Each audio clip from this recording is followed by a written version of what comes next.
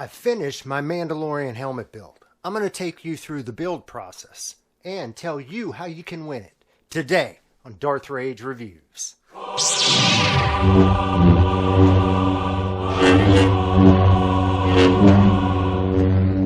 is with you, young Skywalker.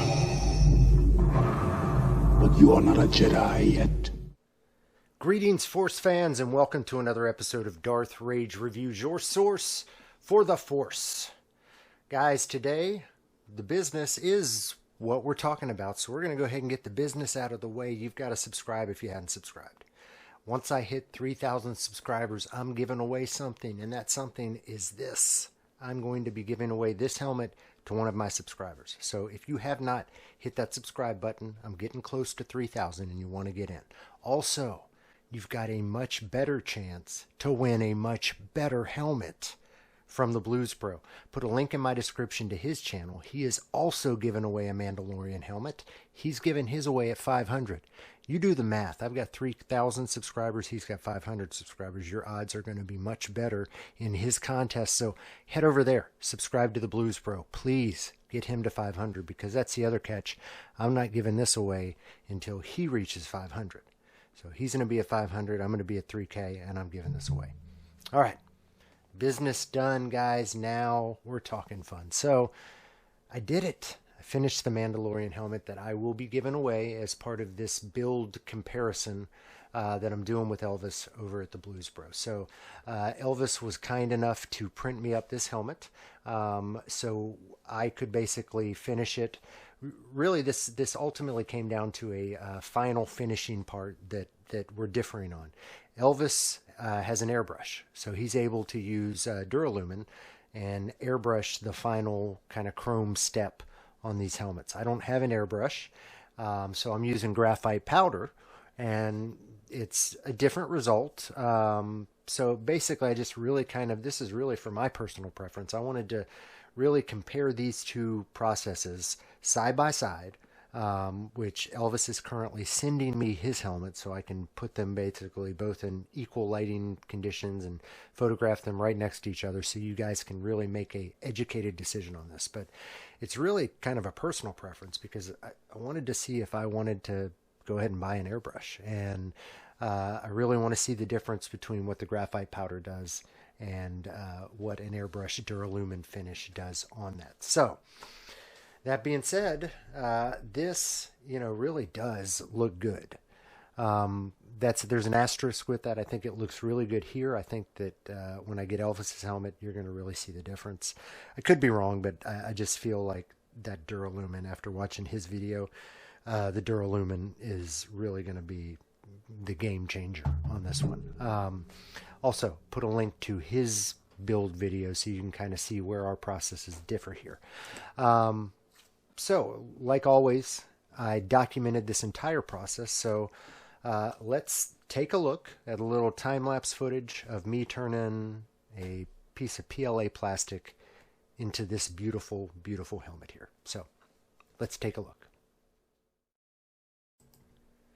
Alright, so we start with all the support pieces in there, and I've got to rip all those out. This is a fun process. You're just kind of looking for the pieces that shouldn't be there.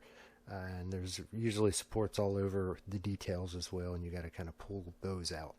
Then I come back with a file to get the hard to get at supports, as well as there's always pieces of PLA plastic that kind of nub up and stick in there. So I have to scrape those off and file those down just because you want it smooth. Then a little sandpaper, using I think a 150 grit here just to get the really, really rough spots. That's basically all the edges, all the places where the supports were sticking on the print itself. So you got to sand all of that stuff down. Takes a little bit of time. Then I came after with some 220 and just sanded down the entire helmet just to kind of get rid of any excess stuff on there. Next step is something that I like to do, which is to put fiberglass resin on it. So this stuff is highly toxic, so I like to use a mask when I'm doing this. You just paint it on. It takes about 20 minutes for it to cure, so it does cure really quickly. You want to do basically one helmet at a time because the stuff's going to be dry by the time you're done with one helmet. You paint this on as thin as you can. It does two things. It covers up really about 90% of the print lines, and then it also hardens the helmet and makes it a lot stronger. I like to do this with all my 3D prints. It's just a added layer of strength and thickness to the print itself. Sometimes I'll paint the inside of the print as well. Then I come back at this with again some 150. This stuff is like rock hard, and I just really want to take it kind of down all around. There's some places where it does pool up, even though I didn't want it to pool up, so I gotta sand it all down. Then I want to show you the difference between the sanded version and the non-sanded. That non-sandy sure does look nice. It's nice and bright and shiny, but you really want it to look like the sanded version for the next step. That next step is filler primer. So we're throwing the filler primer on there, and that's going to really show us where we need some extra work, where we need to apply the Mando glazing spot putty. So I'm trying to do this whole project just with the cans of paint that I have laying around, and this is the last can of filler primer I had. So typically I would do a couple steps of filler primer. This time I'm only doing this one. And it's back to sanding again. I'm at this with another 200 grit, and I'm just really trying to take down this filler primer. You want to make sure that it's as smooth as possible each time between steps. It's something I don't show you in any of these videos, but I'm rinsing these after every time I sand it. You want to rinse these things off. Sometimes if it's, I'll do it in the hose outside, or I'll do it in the sink in the kitchen. But yeah, you definitely want to rinse that off. And again, I'm coming back with a file here to take the filler primer out of all those little detail lines in it. It tends to kind of stick in there and gunk those up. So you want to make sure those are out of there before you put any more paint or any Mando on there. You just want to, basically make it as clean as possible between steps. Next step, Mando glazing spot putty. This stuff is magic. Basically put it over what is the entire helmet. Basically you kind of cover the entire helmet with it, and then you sand 95% of it away. But it works wonders. If you do it right, you really only kind of have to do one step. I never tend to do it right, so I do have to take a couple steps each time, but I don't mind it. This is a fun process. A lot of people wear gloves with this. I just tend to rip. This stuff rips through gloves, so I don't like to waste the gloves. I'll just do it with one finger and know that I'm going to wash the heck out of that finger afterwards. It's just how it goes. So this stuff over the entire helmet, it's a relaxing process. Find some good music or a podcast and put it on. Then guess what, guys? It's more sanding. Somebody once said that we have a sanding hobby, that we just happen to end up with really cool props afterwards, which is completely true. I do more sanding now than I've ever done in my life. The ends do justify the means, though, so I'll put up with the sanding just to get the really cool props afterwards. Once again, I got to take that file out and get those detail pieces in there, and once I get the majority of this stuff off, then I take the mask off so I can kind of blow away these things as they go. It's hard to sand with the mask on. Then next step, typically I do filler primer again, but like I said, I ran out, so I'm just straight on to the black matte base coat. And again, I'm using a black matte that I had laying around. This is, I think, a Krylon matte 2x. Get that back on there, and it shows me some spots that I still need a little bit extra Mando on there. It's kind of at the top of the dome and then a couple other places. So I get that Mando on there, and then it's just, doing the same process over again. You put the Mando on, you sand it down. This time, after sanding the Mando down, I then stepped up to a wet sanding process. So I sanded the Mando down with 400, and then I'm wet sanding the entire helmet with an 800 grit. I want to get this nice and flat before I throw one more coat of flat black on there. Again, each time I want to get it as smooth as possible. Once this is on there and I painted it with flat black, I noticed a couple more spots where, once again, I needed some Mando glazing spot putty. So this is, I believe, the last time I ended up having to use it. So I did that, and now I'm really sanding that down. I did it really quickly with a 400, and then I jump right up to that 800 to kind of get this as smooth as possible. I just really want this glass smooth before I get the gloss black on there, because any imperfections really show up in the gloss black, and then they completely show up in the chrome once you get the graphite powder on there. So you want this as smooth as possible beforehand. So again, over the entire thing, I'm wet sanding this with a mixture of 800 and 1500 grit. Then I wipe the entire helmet off with rubbing alcohol just to take all that debris up. And we're finally on to the gloss black. This is the last step of paint that we'll be using. Again, it was gloss black I had lying around. I think it's Krylon. And I did a couple coats of that. I think two, maybe 3 coats of that.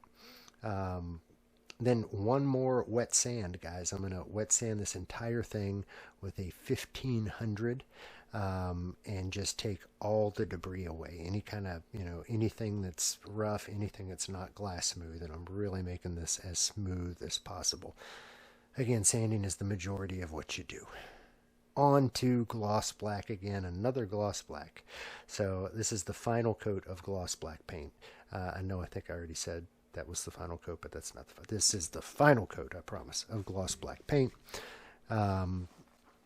And we're then on to the fun part. This is a graphite powder. So I take a cotton swab or, a cotton pad. These are my daughter's makeup pads. I steal them from her. And you just, apply this on liberally and rub it in. It's amazing. It turns the black into a beautiful, beautiful chrome. It's as close to Beskar as you can get without having an airbrush or, Duralumin paint. It's a much more affordable version of it. This little jar of graphite powder, I think, costs $20, and I've done an entire Mando armor and several helmets and several other props with it, and I've only used maybe 10% of it, so it goes a long way. So you really want to brush this in really well over the entire helmet. Then you come back at it and kind of dust all the excess away before you apply a clear coat. This is, again, a clear coat I had lying around. It's a 2K clear gloss from Krylon again. Maybe Rust-Oleum, I don't know. But yeah, couple light coats of that just to seal in that graphite powder. Otherwise, that graphite powder is just going to get over everything because it is very, very messy. But this is almost the final step. You get this on here, and then it's just time for the shield. This is a Hobart face shield. I get them from Galactic Armory. It's just a standard welding shield. Trace that pattern on there from a piece of paper that I'd kind of set on the helmet, and then you're basically just kind of cutting a T out for the visor. So I cut this whole thing out, and the next step is to grab what I like to call the Burn Maker 3000. It's my hot glue gun and a couple little knobs of hot glue. I just find hot glue is the easiest way to put this stuff on here. Got a pretty good working time on here. Anything that kind of spills over is really easy to pull off of the visors. But yeah, hot glue. And you only need it in like 2 or 3 places, and it sticks it in there really, really well. And that's how the magic is done, guys. I mean, it's such an easy process. This is something that anybody can do on their own. You don't even need a 3D printer. You can order this helmet print directly from Galactic Armory. And following the steps that I did here, and maybe $50 in supplies, you can finish this yourself and make yourself your own Mando helmet. It really isn't that difficult, guys. It just takes a little bit of work, a whole lot of sanding, and some spray can paint. That's literally it. It's not hard. I encourage any of you guys to do it. Matter of fact, if you go to Galactic Armory and get this helmet, you use the code DarthRage at checkout, you'll get 10% off your entire purchase. So make sure to do that as well.